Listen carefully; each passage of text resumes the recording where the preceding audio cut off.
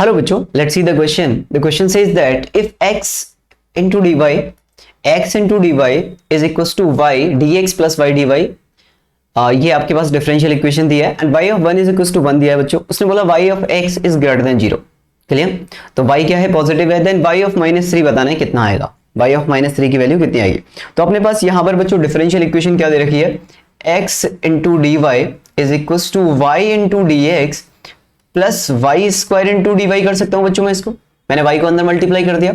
Now इसको मैं इधर लेके चला गया, इस तरफ मैंने शिफ्ट कर दिया, तो x dy माइनस का y dx हो गया बच्चों. ये तो is equals to y square dy आ गया.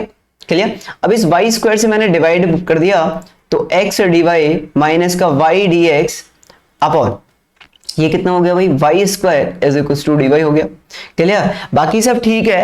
अब यहां पे क्या है देखो, यहां पर अभी ये फॉर्मूला नहीं बन रहा है, क्योंकि फॉर्मूला क्या होता है? सेकंड टर्म का माइनस सेकंड टर्म का डिफरेंशिएशन अपॉन उसका स्क्वायर, यानी कि जिसका नीचे स्क्वायर होता है उसका ही माइनस में डिफरेंशिएशन होना चाहिए. तो मैंने यहां से माइनस कॉमन लेके इधर भेज दिया. यानी कि क्या मैं इसको ऐसे लिख सकता हूं? देखो, क्या मैं इसको ऐसे लिख सकता हूं? यस और नो बच्चों? आराम से देख लो, ऐसे लिख सकते हैं. ओके, नाउ ये कितना हो गया यार? ये क्वेश्चन रूल लग रहा है. ध्यान से देखो आप, अगर आप ध्यान से देखोगे तो आपको दिखाई देगा यहाँ पे क्वेश्चन रूल लग रहा है. समझ में आया नहीं आया भाई? यस और नो? बताओ बताओ बताओ, जल्दी बताओ. नहीं आया? अरे देखो यार, ये लिखा हुआ है x अपॉन y का differentiation is equals to minus का dy. Now integrate both side, integrate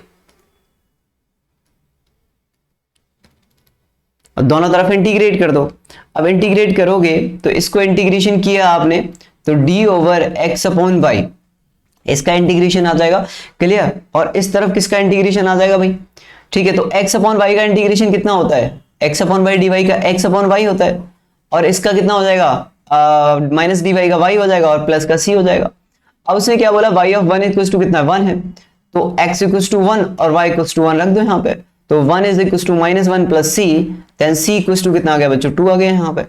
तो यहाँ पे ये कितना हो गया? x upon y is equals to minus का y प्लस 2 हो गया. नाउ y ऑफ -3 चाहिए अपने को, तो अपने को क्या चाहिए? y ऑफ -3, यानी कि x इक्वल्स टू कितना रखना है अपने को? -3 रखना है.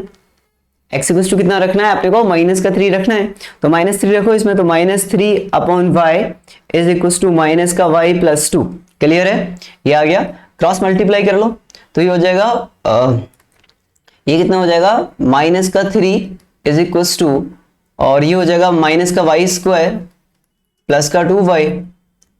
क्लियर? सभी टर्म को एक तरफ ले आओ, ये हो जाएगा y स्क्वायर माइनस का 2y और माइनस का 3 इक्वल्स टू 0 बच्चों. इसके फैक्टर कर लो भाई. ठीक है, तो इसके फैक्टर कितने आ जाएंगे? तो इसके फैक्टर आ जाएंगे y माइनस 3 और बच्चों y plus 1. Clear? Equals to 0, यही फैक्टर आएंगे इसके. तो यहां से y की वैल्यू कितनी आ जाएगी? 3 आ जाएगी, और y की वैल्यू -1 आ जाएगी. Now -1 is rejected.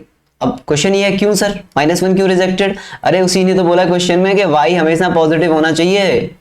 क्वेश्चन में उसी ने तो बोला है पहले से कि y क्या होना चाहिए? पॉजिटिव होना चाहिए. तो y पॉजिटिव होना चाहिए, तो y -1 तो आ ही नहीं सकता भाई अकॉर्डिंग टू द क्वेश्चन.